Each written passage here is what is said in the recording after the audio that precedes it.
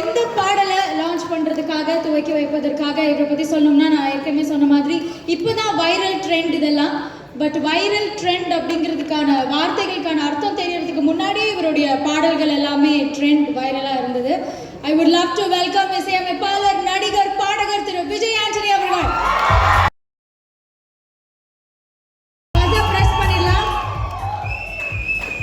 ஒவ்வொரு பொண்ணுக்கும் here it goes.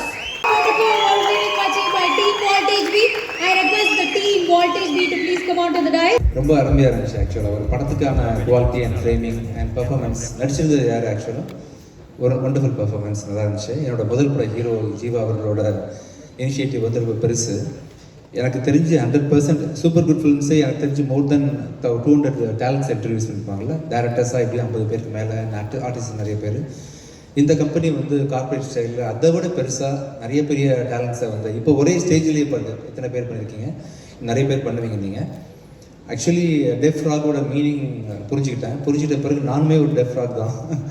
எனக்கு மியூசிக் தெரியாது, காது கேட்கல. நிறைய பேர் சொன்னாங்க நான் இன்ஜினியராக இருந்து வரும்போது நீங்கள் பண்ண வேண்டாம், எதுக்கு ரிஸ்க்கு போகுதுங்க தெரியாது. பட் காது கேட்கல, யார் பேசுனதுமே. வந்துட்டேன். நடிக்க தெரியாது, காது கேட்கல, வந்துட்டேன். டைரக்ஷன் தெரியாது, வந்துட்டேன்ற மாதிரி நமக்கு மனசில் நம்பிக்கை இருக்கும்போது யார் பேசுறது நம்ம காது கேட்கணுன்ற அவசியம் இல்லை.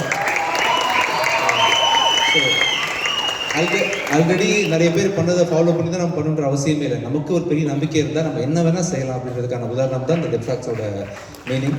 All the best sir. இன்னும் பழைய டெஃப்ராக்ஸ் வந்து நம்ம இண்டஸ்ட்ரிக்கு நீங்கள் கொடுக்கணும். இந்தியா லெவலில் நீங்கள் பெரிய கம்பெனியாக கண்டிப்பாக சூப்பராக பண்ணுவீங்க. All the best. Thank you. Definitely. Thank you, sir. Thank you so much. Let's go for a photo op.